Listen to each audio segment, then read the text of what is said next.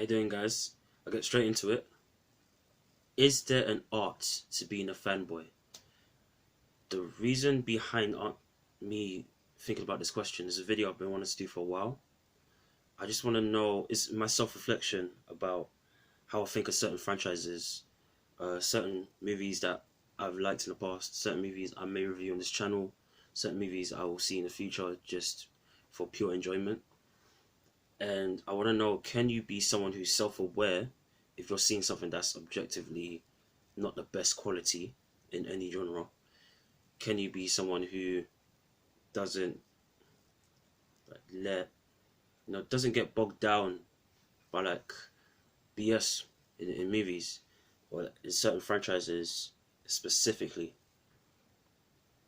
I think yes, you can be there is an art to being a fanboy. You can be a self-aware fanboy, and a healthy-minded one. And I'm gonna give three reasons: two in the positive, and then one based on a negative experience as a fanboy. And let you guys comment down below what you guys think. First and foremost, I think the reason why yes, there is an art to being a fanboy, why you can be a self-aware fanboy, is because of the first rule, in my opinion, for being a healthy-minded fanboy. I'm gonna look at my notes a bit. You need to know first off what you are watching. That's the first rule, and the first argument for why I think there is an art to being a fanboy. It isn't just like a toxic thing. The example I would use is the 2003 movie Daredevil. Now, for people who don't know, that's like an infamous adaptation that's seen as in the dark ages. Not just because it's like a movie in the early 2000s, but because for many people, overwhelmingly, that's like a hot garbage movie, the theatrical take. I recently, during the summer, watched the director's cut, right? And I noticed something. It didn't make a bit of a difference for me. There's technical differences. There are things that they change, like certain big scenes that they change, and there's a certain storyline that wasn't in the original cut that is in this movie, and it helps to make it more serious technically. But I'm always someone who, watching this, that director's cut and the original theatrical cut, the things I were attracted to were the things that I'm guessing people hated mostly. The over the top, the comic booky things, and especially looking back on my love of Daredevil, the Netflix series. To be clear, of course, the Netflix series is superior, and it goes without saying. I do think that even though I love the Daredevil Netflix series, there's something that's always bothered me. Now looking back on that and 3 seasons, I wish they would have found a way to make some of the more fantastical stuff work. Even going down to his suit, making Daredevil's suit red all the way through, making it a bit more comic booky in a sense of not just being armored up and having that padding. Because that makes it it's not sleek enough for me, as opposed to the 2003 Ben Affleck suit, which had his own issues when you think about it hard as a fanboy.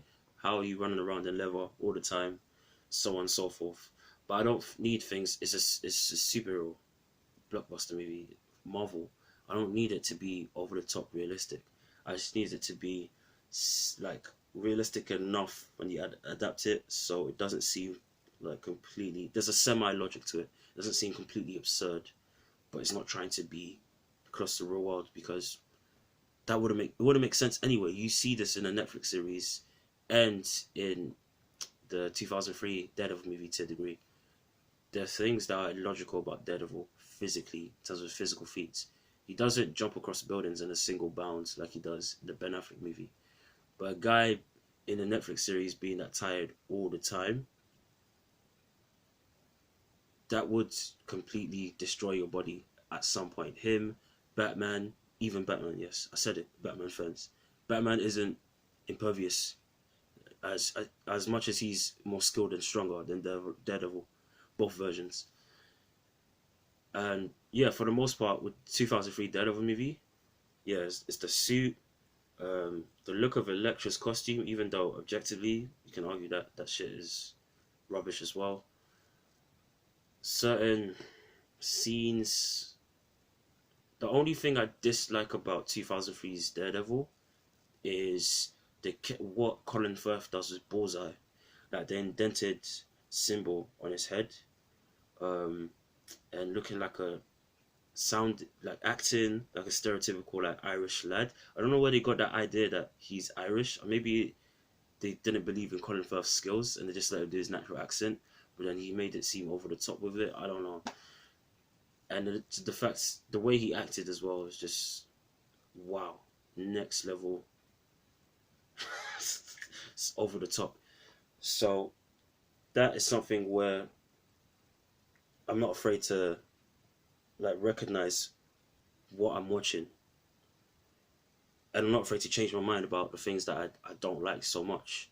But Daredevil 2003 is a reason why I'd say there isn't hard to be a fanboy through knowing what you're watching.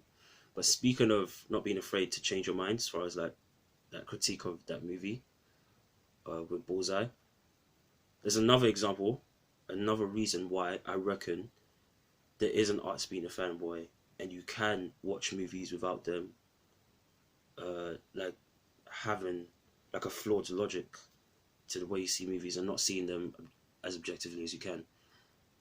The second reason is this: not being afraid to change your mind. Like I said, the MCU and Fast and Furious is my examples. First off, Fast and Furious, obviously it's a franchise that is over the top. It's known. It's basically at this point superheroes with cars. What gets me in is not being afraid to like acknowledge that even the way they started, for me, looking back, the early movies, they just felt like they were designed to be straight to video. And I thought about saying that for this video. Am I just saying that to justify me watching the dumb stuff? Yes. But specifically it's because there's such a love that I have for it, regardless of what I'm actually watching, that I'm not afraid to acknowledge that there are things about the movies that even for me are just a bit too far. Like the whole scene in Fast 7, cars don't fly, flying across buildings with a car, outrunning submarines, stuff like that. But especially the middle movies, Fast and Furious, even Tokyo Drift to some degree, Fast and Furious 4, 5, and 6, and 7 especially. Those movies make it clear that there's a heart to these movies, and they add so much meaning to the earlier movies. Paul Walker and Tyreek's relationship, Paul Walker's relationship with the gang in general, obviously because he died, and Han's relationship with the group, right? In the earlier movies, because of his adventures in Tokyo later on, which turned out to be a prequel, which technically don't make sense because if it's early 2000s, then that means all the movies either took place in the early 2000s, in the late 90s, or mid 90s. Is mad stupid. But I'm not afraid to acknowledge that stupidity of it, looking back and at the recent past and the early part of the franchise, because I like the heart of it, of Fast and Furious. That's all I need from these movies. I know what I'm gonna get. The heart, some scene where there's like a super close up of some woman, like in like a tight dress or something before a race starts, and then some villains, right? Even Hobbs and Shaw, to me, I didn't mind it because I felt like there was heart to that movie, as well as over the top stuff. It was basically, if it low key felt like a superhero movie, like fully. Same thing in the MCU. Watching Infinity War, another example of not being afraid to change my mind on a franchise, being like a certain type of fanboy. I feel like that movie exposed that when you invest people, for me personally, when I get invested in the world building of the MCU, I no, not me. I start to be aware of things that just don't make sense in Infinity War. Thanos' power levels, everyone's power levels were messed up in that movie for me, and it made me realize, looking back, that I don't like the MCU that much, to be honest. When I think about what I really want, what I really like about the past movies, again, wasn't afraid to change my mind.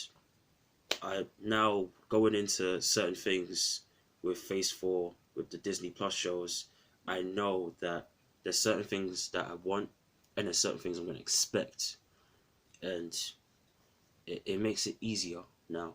So now I'm not as emotionally invested as I used to be. But I still have like a childhood connection to it. Like I do with Fast and Furious. I started watching the Iron Man movies when I was like, what, 13 or 12, forget the age. So now I'm older and I self-reflect. I know what I'm getting into with certain things, and I expect more out of some things and then a lot less out of a lot of other things. Now, the final reason that I'll say there isn't art to being a fanboy, like a healthy-minded, self-aware fanboy, is because lastly, I know, based on experience, why I shouldn't let my emotions control my viewing experience. I'm going to use an example of the former Netflix shows Iron Fist and Luke Cage. Now, I like those characters so much, I was willing to give them a chance the second seasons, because I took issue with both seasons of both shows, but there's no, of course I like them, there's no other reason why I would still invest myself in the second season of an Iron Fist, of a Luke Cage, in my opinion, if I took so much issue with the first goals around. And I still ended up being disappointed, and the lesson I learned is still like something that affects the stuff I view today, and it makes me suspicious of dramas and shows and movies a lot more, especially in the fantasy genre. But the lesson I've learned is that when you decide, like when beforehand, similar to my example in Marvel, what you want from a franchise. For me, with Luke Cage, I wanted a mix of like good detective stories as well as good villains, but also consistent villains that felt like they were on par both physically and mentally with the hero. But also wanted a hero who seemed a bit more interesting. Similar thing with Iron Fist, right? I wanted those things. Even with examples, I'm sure people bring up Bushmaster in season 2 Luke Cage, maybe Davos in season 2 Iron Fist. Even with those examples, I still took a lot of issue. And the lesson I learned is that when you don't emotionally invest too much in something, you don't get disappointed. You allow yourself to not be so hurt by certain experiences when you're watching. Because I know technically that these were the dumpster fires of Marvel Netflix. But I go back to it again. There's a reason why I wouldn't have watched those second seasons, especially, and some of the other Marvel Netflix shows with them, Defenders, if I wasn't emotionally invested in them to a fault. If I wasn't so sure that, they have such hidden potential, that I went into further viewing experiences. Even over lockdown, I rewatched bits of season 2 Luke Cage just to understand what went wrong. Like there have been times where I constantly think over it, and a big part of it is just me. Like I clicked on his face, I clicked on the face of Iron Fist for season 2, and that icon on Netflix. I didn't have to do those things, and if I just had a clearer head going into it, I think it would have been much better, and I would apply the same thing now to a lot of other experiences with certain projects, certain franchises. That's just me personally. To summarize, guys, know what you're watching. Don't be afraid to change your mind, and don't let your emotions control you. your experience. Those are my three big reasons why I think there is an art to being a fanboy. You can be like a healthy-minded, non-toxic fanboy of certain franchises, certain projects, films, and TV. You guys tell me down below what you think.